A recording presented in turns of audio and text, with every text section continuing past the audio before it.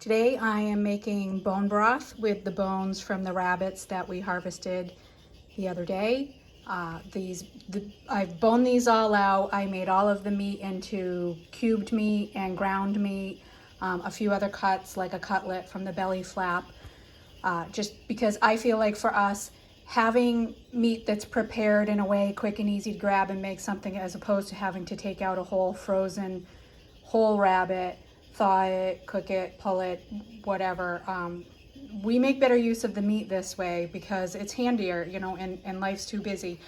I also do whole rabbits for roasting, pulled meat, all sorts of things, but I really do like to, at least every few sets, take a bunch and bone them out and have the meat. So after that's done, you're left with all of these carcasses and, bone broth stock, awesome use for this, which creates pretty much an almost zero waste, next door to zero waste animal, depending if you do things with hides and things like that. But there are options there, depending on your lifestyle, your uses, what you want to do. So, when I boned out the rabbits, I set all the carcasses aside. When they were all done, I roasted them all at 375 for probably half hour, 45 minutes until you get a nice brown on them.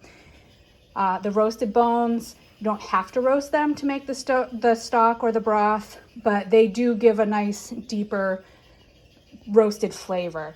So those go into a stock pot, mostly full. Cover with water. I will add a little water to this after. Start with cold water. That is the recommendation. It's said to make more flavorful broth, which has a lot to do with science and how proteins denature and a slower denaturing process when they hit the heat. So to this, you can add whatever you want, whatever you like. I add a variety of herbs, onions, garlic, carrots, celery. Somewhat depends on what I've got on hand, somewhat depends on what's in season or what's available in the garden. Right now it's the end of the garden season, so there's a lot to work with here. But my basics are usually probably at least carrots, celery, onions, garlic, salt, pepper. For pepper, I really prefer peppercorns because they make a clearer broth.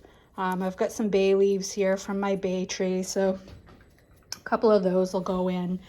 My celery, in case you're wondering, thinking that you don't see celery here, is actually seasoning celery. It grows as an herb. You might also see it called cutting celery. I think some of the seed companies, it may even be listed as Amsterdam celery. Grows, you can see, very similar to parsley. And just, I like it because I have a hard time here, or I guess I don't want to put the effort into growing celery by the stalk. I just don't use enough of it. It's a little bit tough and it's just not really worth my time, where this is, and you can use it nice and early and take it as you need it. So, all we're doing now is just grabbing some prepped herbs. I've got some thyme here. That'll go in. A sprig or two of rosemary. The garlic. I grow a ton of garlic and there's never enough garlic, so I'm generous with my garlic. A little bit of sage. And the carrots.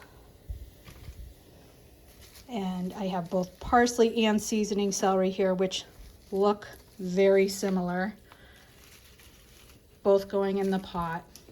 Fun fact on the carrots, if you happen to have fresh carrots with the tops, those can go in too. You get a nice carroty parsley flavor from them.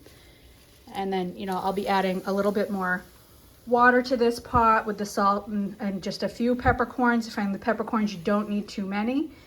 And then it just goes, on high until it comes to a boil.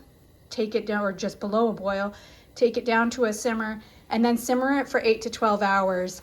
And after that, I usually take the whole thing. You can either strain it then. I'll usually strain off all the solids, but the whole thing goes into the refrigerator before I package it.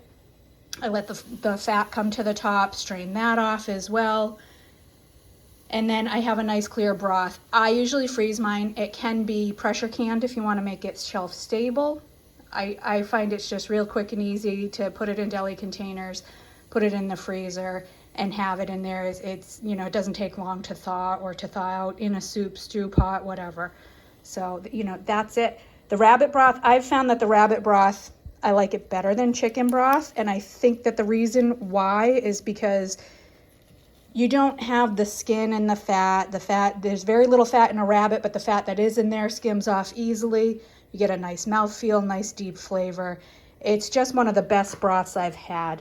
I have had a question before from a commenter on one of the forums, actually asking me if I ever mix other bones like a beef bone or anything with the broth. I don't. I love the flavor of the chicken broth, the rabbit broth all by itself, especially if you're one who wants to sip it for health reasons or whatever.